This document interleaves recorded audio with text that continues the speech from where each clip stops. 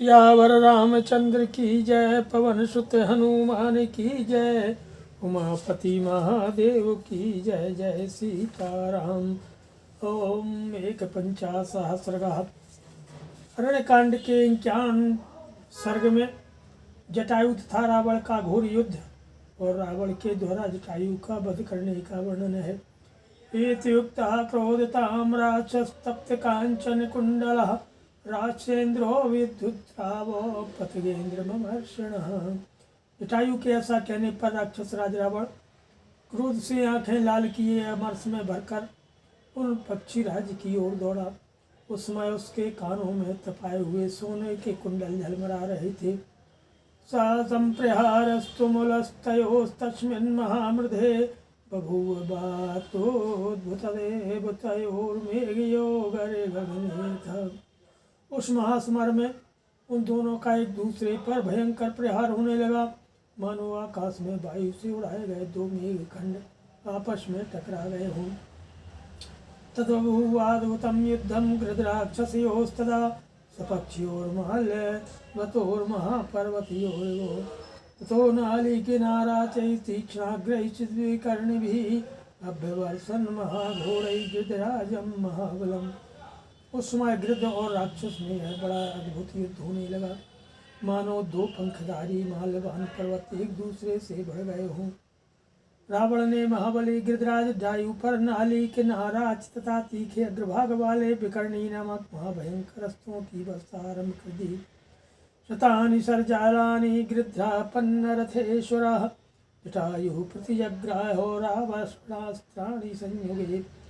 पक्षीराज गृध्र जाति जटायु ने युद्ध में रावण के उन बाण समूह तथा अन्य अस्त्रों का आघात सह लिया। तक्षतीक्ष्णनखाभ्यां तु चरणाभ्यां महाबला, चकार बहुधा गात्रे वृणान् पतगशतमः। साथ ही उन महाबली पक्षी शिरोमणि ने अपने तीखे नखों वाले पंजों से मार मार कर रावण के शरीर में बहुत से घाव कर दिए। अथ क्रोधात् दशग्रीवो जग्राह 10 मार्गणान्, मृत्यु दंड निभान घोरान शत्रुर्निधन कांक्षया। तब दशग्रीव ने क्रोध में भरकर अपने शत्रु को मार डालने की इच्छा से 10 बाण हाथ में लिए, जो कालदंड के समान भयंकर थे। शतैर्बाणैः महावीर्यः पूर्णमुक्तैरजिहगैः, विभेद निस्तैः तीक्ष्णैः गृद्धं घोरैः शिलामुखैः। स राक्षस रथे पश्यन् जानकी बाष्पलोचनाम्, अचिन्तयित्वा बाणास्तान् राक्षसं समभिद्रवतो। महापराक्रमी रावण ने धनुष को पूर्णतः खींच करके छोड़े गए उन सीधे जाने वाले तीखे पहने और भयंकर बाणों द्वारा जिनके मुख पर कांटे लगे हुए थे, गिरिराज को छत विछत कर दिया। जटायु ने देखा जनक नंदिनी सीता राक्षस के रथ पर बैठी हैं और नेत्रों से आंसू बहा रही हैं। उन्हें देखकर गिरिराज अपने शरीर में लगते हुए उन बाणों की परवाह न करके सहसा उस राक्षस पर टूट पड़े। कततोऽस्य सरं चापं मुक्ता मणि विभूषितं, चरणाभ्यां महातेजा भंज पतयोत्तमः। महातेजस्वी पक्षीराज जटायु ने मोती मणियों से विभूषित बाण सहित रावण के धनुष को अपने दोनों पैरों से मारकर तोड़ दिया। तो अन्य धनुराधाय और रावण क्रोध मूर्छितः पवर्षर वर्षाणि शतशोथ सहस्रशः। फिर तो रावण क्रोध से भर गया और दूसरा धनुष हाथ में लेकर उसने सैकड़ों हजारों बाणों की झड़ी लगा दी। शरैरावहरितस्तस्यो संयुगे पतगेश्वरः, कुलायमभिसंप्राप्ता पक्षिवच्च बभूतदा। उस समय युद्ध स्थल में गिरिराज के चारों ओर बाणों का जाल सा तन गया। वे उस समय घोंसले में बैठे हुए पक्षी के समान प्रतीत होने लगे। शतानि सर्जालानि पक्षाभ्यां तु विधूयः, चरणाभ्यां महातेजा भंजास्य महद्धनु। तब महातेजस्वी जटायु ने अपने दोनों पंखों से ही उन बाणों को उड़ा दिया और पंजों की मार से पुनः उसके धनुष के टुकड़े टुकड़े कर डाले।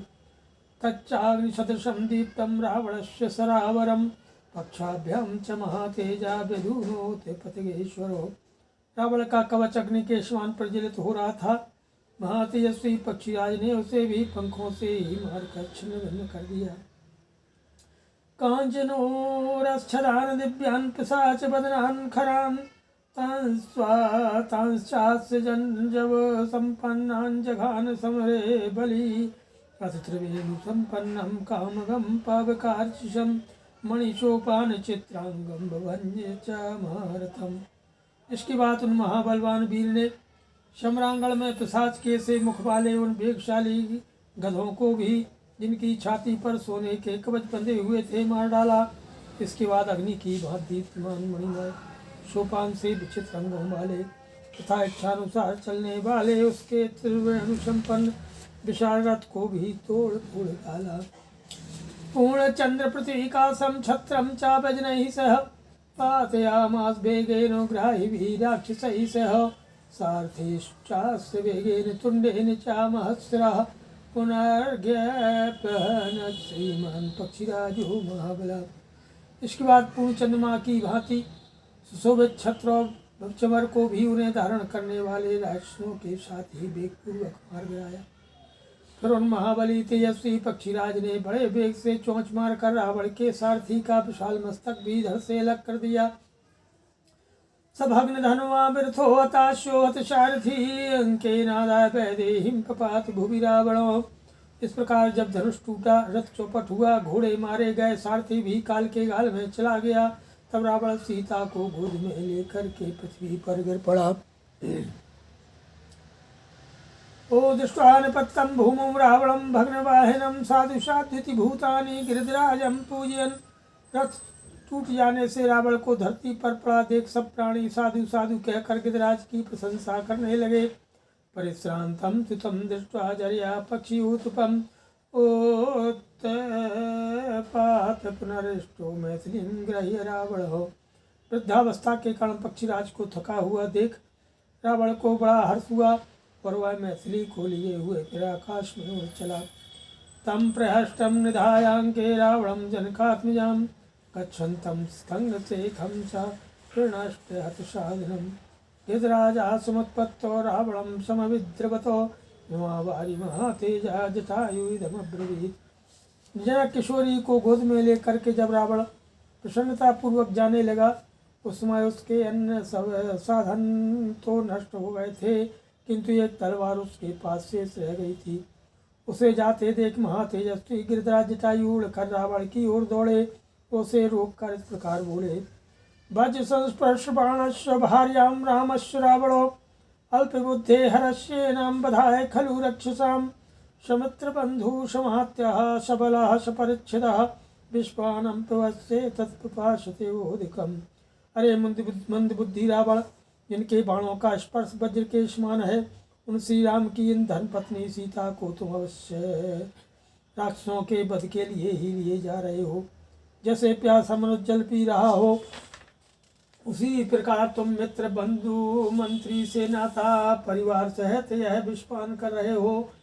अनुबंधम जानन्तः कर्मणाम विचक्षणः शीघ्रमेव विनश्यन्ति यथा तुम विनश्यसि।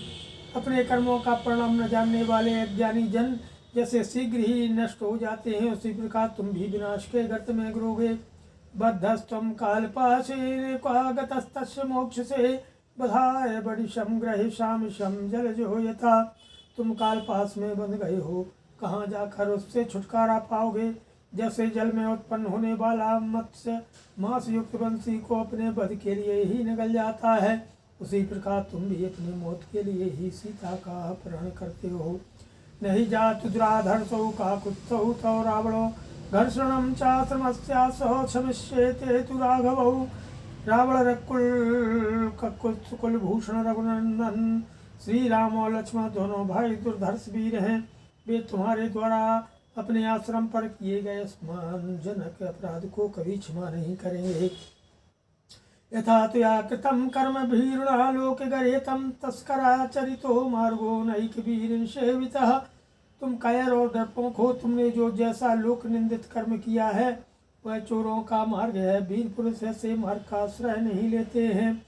युद्धस्य यदि शूरोऽसि मुहूर्तं तिष्ठ रावणो सहस्रसे हतो भूमौ यथा भ्राता खरस्तथा। रावण यदि शूरवीर हो तो 2 घड़ी और ठहरो और मुझसे युद्ध करो। फिर तो तुम भी उसी प्रकार मरकर पृथ्वी पर सो जाओगे जैसे तुम्हारा भाई घर सोया था। परेत काले पुरुषो यत् कर्म प्रतिपद्यते विनाशायाम आत्मनो धर्म्यम प्रतिपन्नोषि कर्म ततो पापानुबंधो वै यस्व क्रमणः को नु तत्पमान कुर्वीत लोकाधिपति स्वयंभूर भगवान अपि। विनाश के समय पुरुष जैसा कर्म करता है, तुमने भी अपने विनाश के लिए वैसे ही अधर्मपूर्ण कर्म को अपनाया है। जिस कर्म को करने से कर्ता का पाप के फल से संबंध होता है, उस कर्म को कौन पुरुष निश्चित रूप से कर सकता है। लोकपाल इंद्र तथा भगवान ब्रह्मा भी वैसा कर्म नहीं कर सकते। एवं मुक्ता सुमं वाक्यम जाटायुस्तस्य रक्षसः निपपात भृशं पृष्ठे दशग्रीवस्य वीरवान् तं गृहीत्वा नखैस्तीक्ष्णैः विदितार समन्ततः अधिरूढ़ो गजारोहो यथा स्यात् दुष्टचिवारणम्। इस प्रकार उत्तम वचन कह करके पराक्रमी जटायु उस राक्षस दशग्रीव की पीठ पर पड़े वेग से जा बैठे। उसे पकड़कर अपने तीखे नखों द्वारा चारों ओर से चीरने लगे, मानो कोई हाथीवान किसी दुष्ट हाथी के ऊपर सवार होकर उसे अंकुश से छेद रहा हो। विदधार नखैरस्व तुन्नम पृष्ठे शवर्पयन् केशांचोत्पाटयामास नख पक्ष मुखायुधा। नख, पाँख और चोंचे ही जटायु के हथियार थे। वे नखों से खरोंचते थे, पीठ पर चोंच मारते थे और बाल पकड़कर उखाड़ लेते थे।